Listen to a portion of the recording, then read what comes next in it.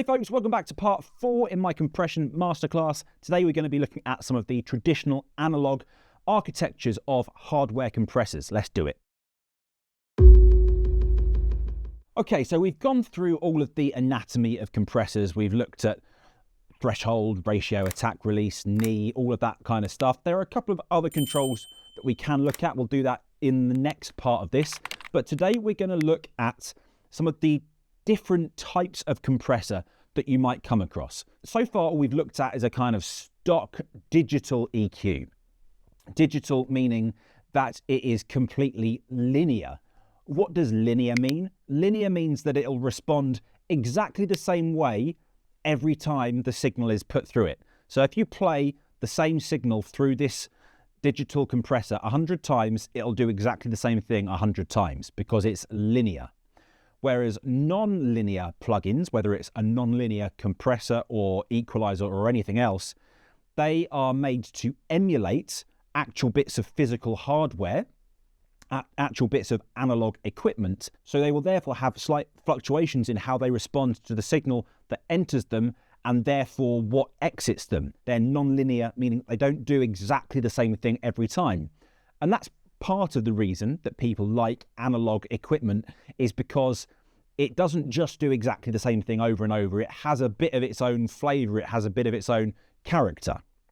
So we're going to explore that a little bit. Now, if you work in Logic, you're quite fortunate in that they have made an effort to build some of these analog architectures into the stock compressor here for you, which is a nice starting point. So you'll see across the top here, we've got VCA, we've got FET, and we've got Opto. Okay, so VCA, FET, and Opto are 3 of the 4 main analog architectures of compressors. So we'll take a look at each of them individually. We're going to learn their kind of pros and cons, what they're good for, what they're not so good for. The other type that isn't built into this compressor is what's called a Vari-Mu compressor. We're going to look at that as well. Now, first thing to draw your attention to, other than the obvious skin, the color of the compressor as we go between these different models, is that as we change from model to model, you'll see that the actual controls that are available to us are going to vary from model to model. So with the Platinum Digital, that's the digital EQ, all of the controls are there for us, threshold, ratio, everything's there. If we go to the Studio VCA, you'll see that the knee has disappeared. There is no knee control in this VCA compressor. If we go to this VCA compressor, for example, the knee has gone, the attack has gone, and the release has gone. So none of those things are available to us here. And they've made some attempt in this compressor to give us some of the flavors of the compressors that they're modeling. Now, I'm just going to run through what it is that they're modeling so that you know, so that if you're starting to learn and using this compressor, you have that as a point of reference. So, pen and paper at the ready or notepad, the Studio VCA, that is modeling a Focusrite Red 3 compressor. That compressor looks like this. So you'll see that we have attack, release, ratio, threshold, but we have no knee control. This plugin is made by Focusrite. It's the digital emulation of their hardware compressor. So, you know, it's made to do the same thing as closely as possible. So there's no knee on the Focusrite Red 3 compressor. Therefore, we don't have a knee here. The Studio FET compressor. Now, this is modeling an 1176 blackface compressor. Now, interestingly, traditional 1176 compressors don't have a threshold. So also they don't have a knee. But we can see that some of those controls we have here. So whilst they're making an attempt to go towards that kind of sound, they haven't gone all the way. So it's kind of a starting point, but it's not going the whole hog, if you like. The classic VCA, this is an emulation of a DBX 160. Let me show you what that looks like. So here's the DBX 160. You'll see that I've just got a threshold and I've got a ratio, and that's basically it, output gain. So same here. So they have, in this instance, modeled those 3 controls that you would have on a traditional DBX 160. Next, moving along, they call it a vintage VCA.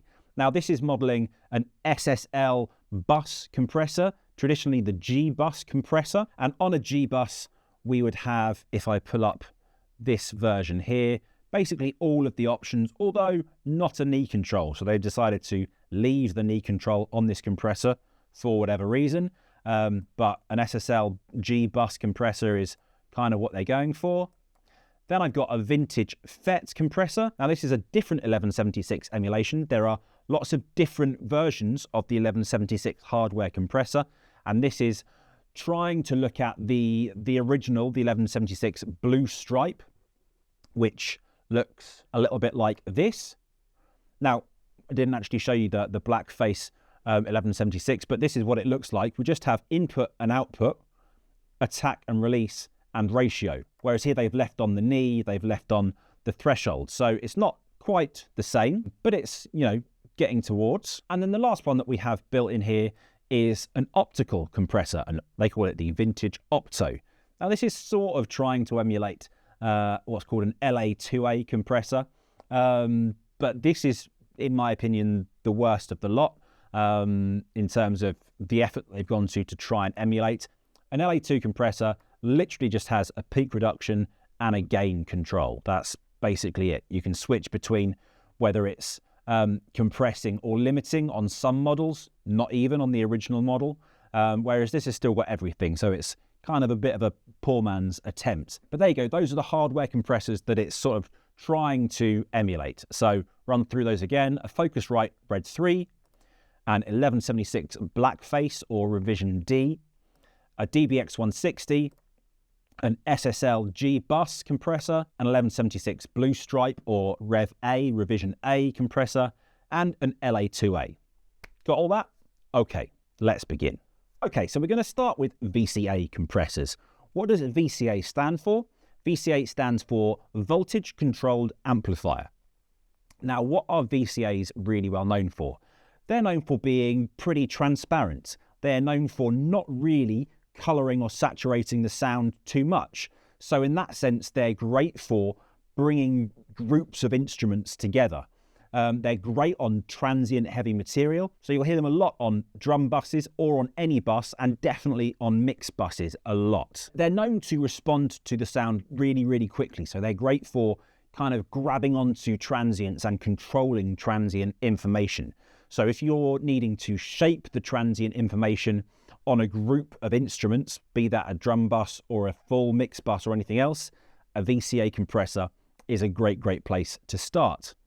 Now, the most famous VCA compressor of all time undoubtedly is the SSL G-Bus compressor. So famous that basically every plug-in manufacturer that there has ever been makes their own version of an SSL bus compressor. Some look more or less like an SSL bus compressor, but they're all trying to do the same thing. So the question you may ask is, if they're all trying to do the same thing, why do they all have their own version? Is there one that is better than the rest? The answer is that it's a grey area. Obviously, they all want a slice of the pie. All the plug-in manufacturers know that everybody wants an SSL bus compressor for their, library of plugins. So they're all kind of hoping that you're already part of their ecosystem, their kind of bundle maybe, and therefore you're going to use their SSL plugin. That's part of the reason. The other part of the reason is that they all do their emulations with varying degrees of success. So some are much better than others. Another part of the reason is that because every piece of analog hardware is slightly different to each other, how the plugin sounds depends upon the piece of hardware that they modeled in the first place. The same plugin manufacturer could hypothetically emulate two different compressors and they can sound different, even though they're the same bit of hardware. So there are various reasons. And to illustrate that point, on my overall bus here, I have 4 different versions of essentially the exact same plugin. So let's bring all of those up into view here. Now, this plugin here, this is by the actual company SSL themselves. So this is their emulation of their own SSL bus compressor. So you would expect this one to be the best, hypothetically, because they invented it. So you would think that that is the very best one. We'll see. This one here, this is by Universal Audio. That is their emulation. This one up here, although it's not called an SSL compressor, it's called an FG Grey. This is Slate Digital's emulation. And this one here is the Waves version. Waves have a version of pretty much everything. Now, I don't want to kind of stick my neck out and say this one is better than the other or this one is bad, because I don't think that's helpful from me. So I'm not going to do that, but we are going to listen to each of them and you can make up your mind about what you like or what you dislike. Now, quick disclaimer, I've done my best to match what each of these plugins are doing in terms of gain reduction, attack speeds, release speeds, ratios, makeup gain. I've done that non-scientifically, I suppose, by using my ears. I've looked at my meters, of course, but I've looked at and listened to what's going on to try and make it fit. So, you know, this is not the most scientific version of this process in the world, but I think it's probably the most useful because it's what I'm hearing and therefore probably what you're hearing.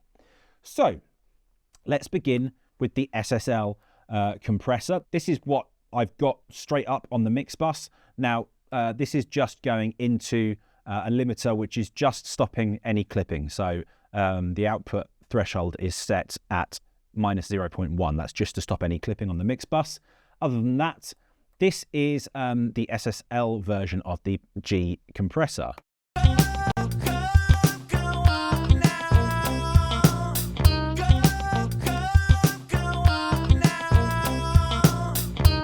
Let's hear that before.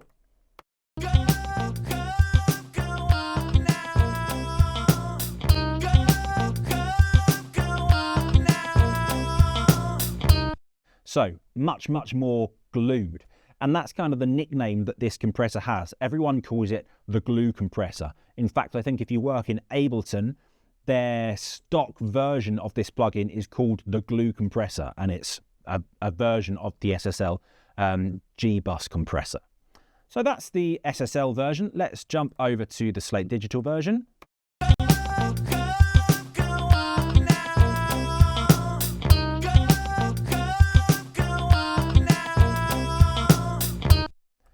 Let's have a listen to UAD.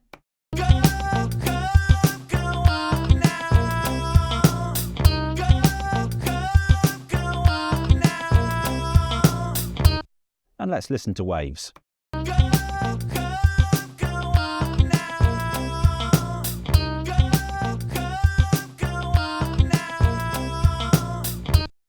So they all sound slightly different. I'm going to go back to back to back. But what you can see, even just by looking at the meters, is that the actual needles, the speed at which they respond is different, even though they're all set at attack at 30, release on auto, attack 30, release auto, attack at 30, release on auto, attack at 30, release auto. The needles are not responding the same way to each one. So take that for what you will. It means that either some of them are not emulating the things properly, or it means that the version of the analog hardware that they're emulating are massively different to each other. Either could be the case. Let's play those back to back to back for you so that you can hear each of them in turn. We'll do the SSL, then the Slate, then the UAD, then the Waves.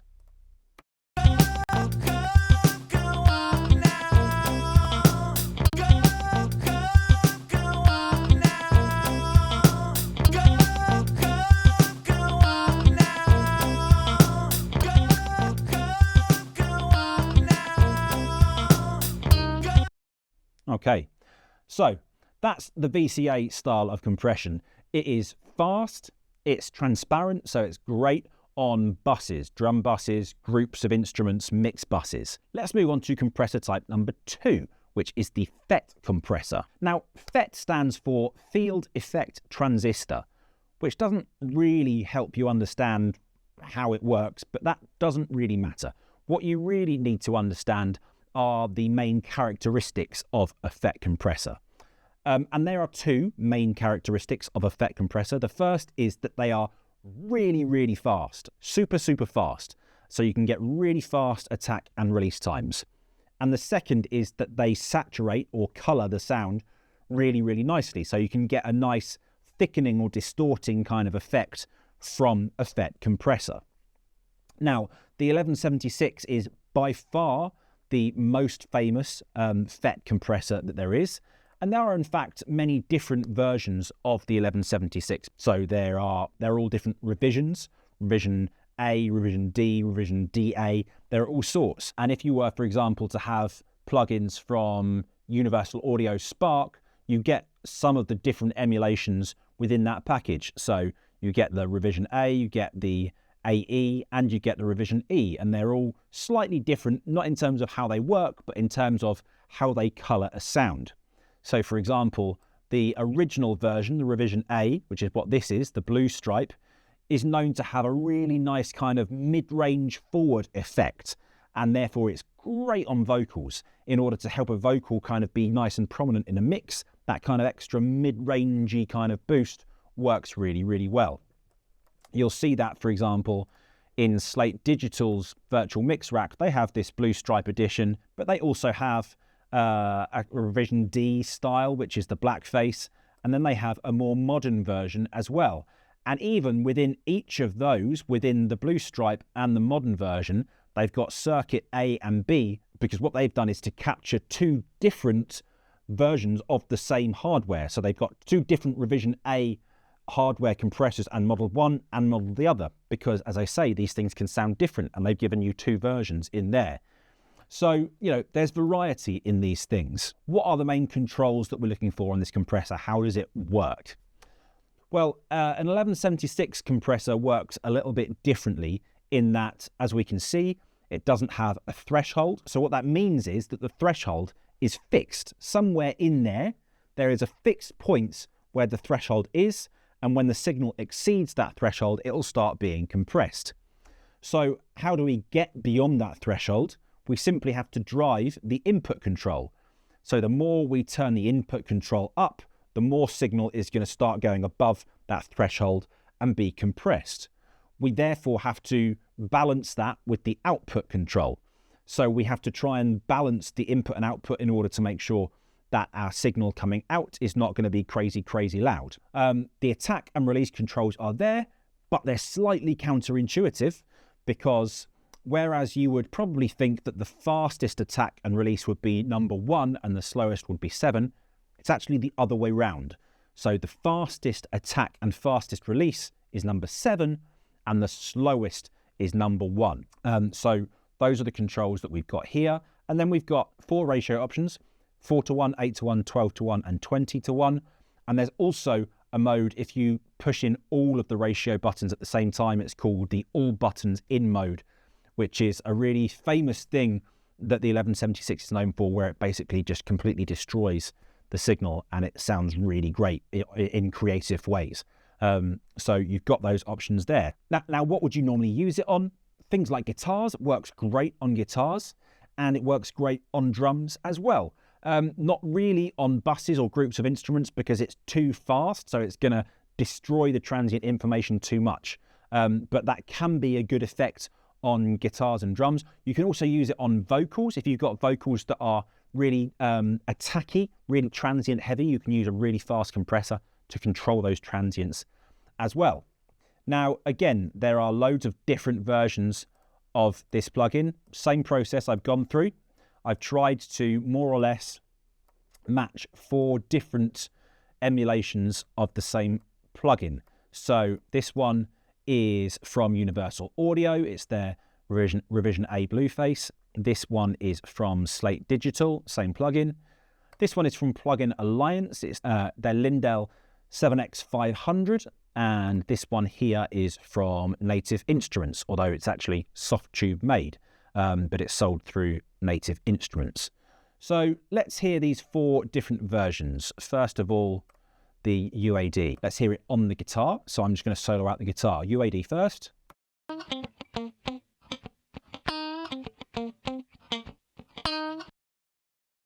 The Lindell.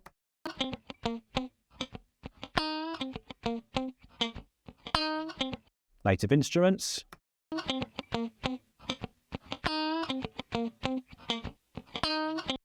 and Slate Digital.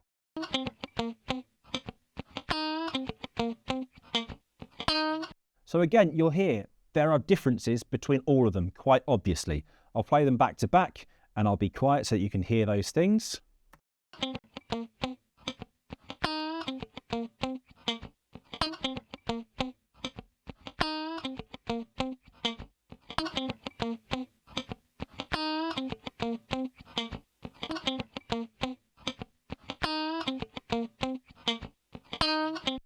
Let's hear those in the mix as well.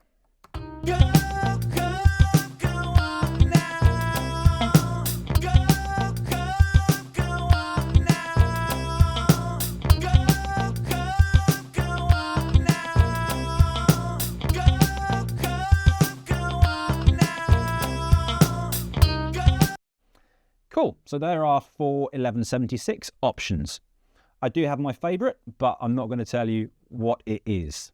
Let's move on to the next analog compressor type, which is the optical compressor. The most famous by far, the most famous optical compressor there is the LA2A.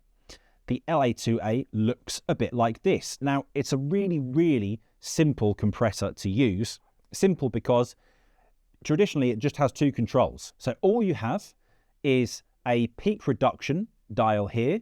So what you do is to increase the peak reduction to get the level of gain reduction that you want, the level of peak reduction that you want, and then match or gain stage with this gain control. So it's counterintuitive in that you use the right dial first to get the gain reduction that you want, and then you use the left dial to turn it back up once you've got that amount of compression that you want.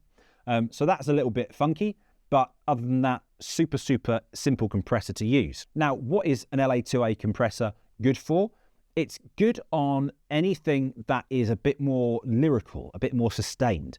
So think vocals, think legato passages on, could be strings, could be winds, anything where it's less about transient attacky stuff and more about sustain and level matching notes that have longer tails. An LA2A is great for that. An optical compressor is great for that. Now, optical compressors and the LA2A in particular are really, really desirable because of their non-linearity, meaning how they respond to signal.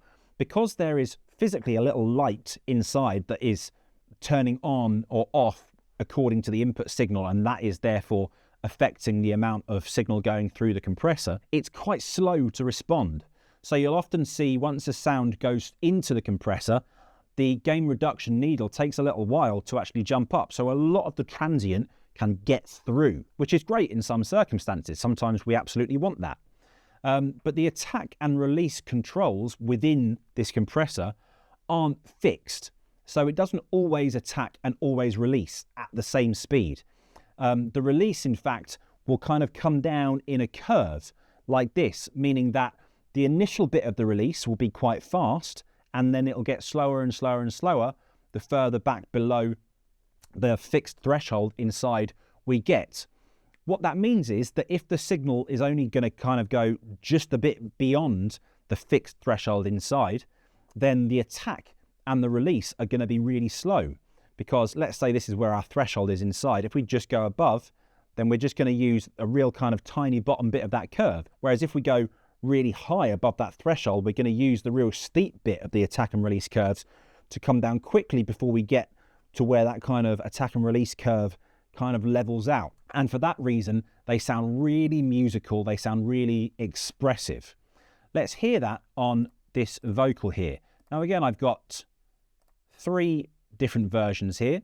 So I've got one from Universal Audio, I've got one from Slate Digital, and I've got another one from Plugin Alliance. Let's start here with the UAD version.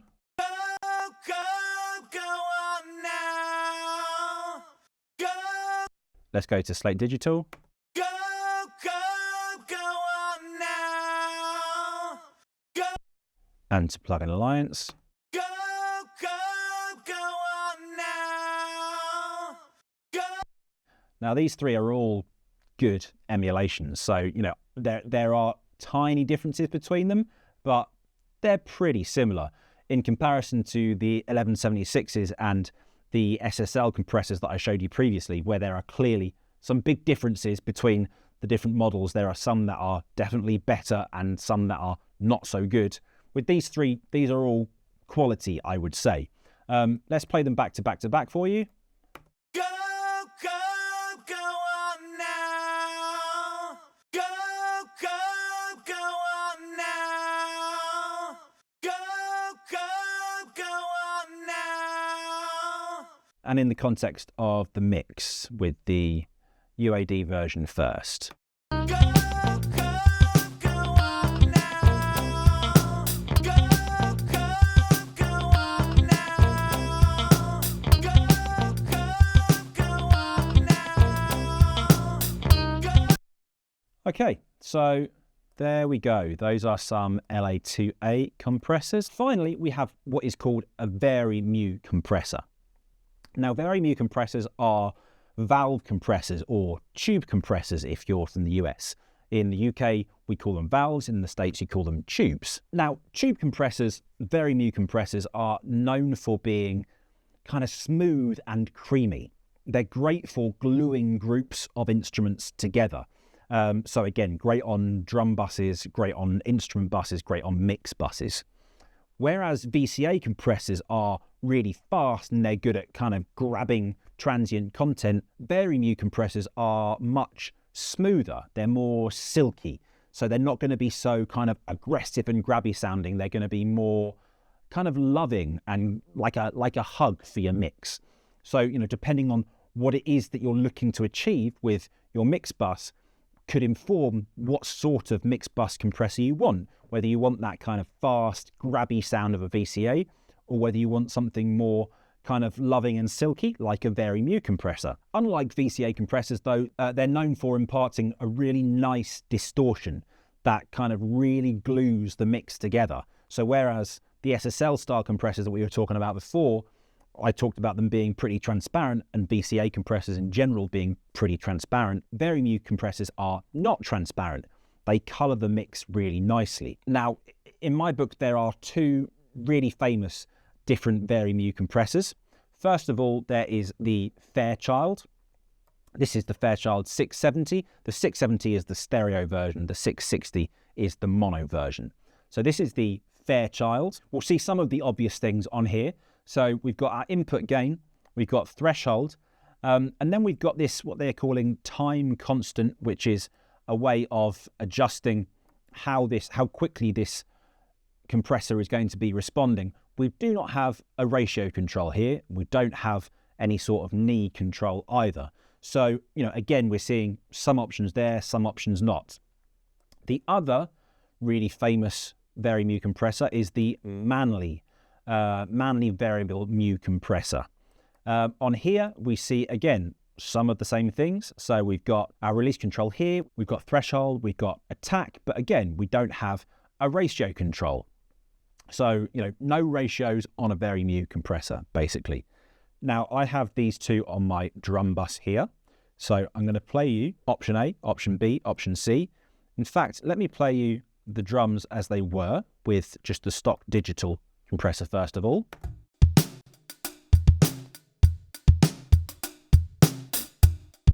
So nicely glued.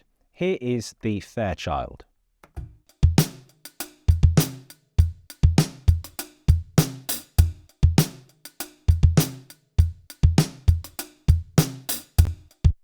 And here is the Manley.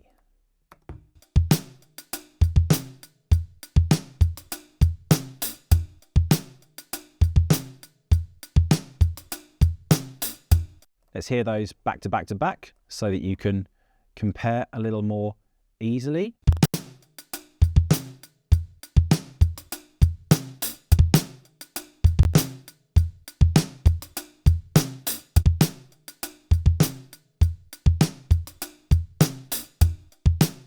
So all doing their own thing. I'm going to leave the Manley compressor on just because it's the last one in this chain. But there we go. So let's just hear where that has left us in comparison to where we were before. This is where we are now.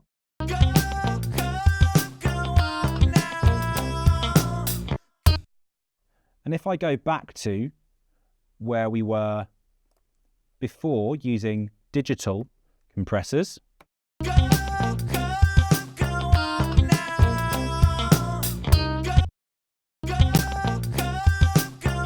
now. sounds different, right? Sounds different. Now, you do not need to rush out and buy 4 different compressor types.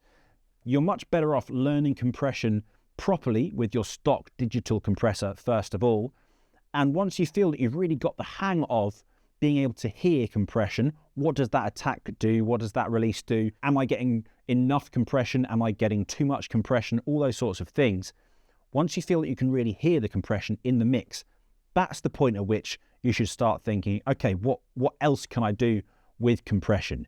How can I get more out of it? And that's when you want to start thinking, okay, well, now that I know how to affect the sound and hear it, do I want to use a VCA compressor, or do I want to use a Vari-Mu compressor? Do I want to use an 1176 or do I want to use an opto compressor? Do I want to use an 1176 into an opto, or do I want to use an opto into an 1176? Or do I want to use VCA in parallel, or do I want to use FET in parallel? There are so many creative things that you can do with all these compression types once you understand what they do. But you do not need 50 different versions of each. I have lots of versions of each because I kind of like to explore and play around with these things. But you definitely do not need all of these different models. You know, go with one manufacturer that you like and just stick with them for the time being. That wraps it up for this part. I'll be back shortly with what I think will be the final part in this compression masterclass. I'll see you in the next one.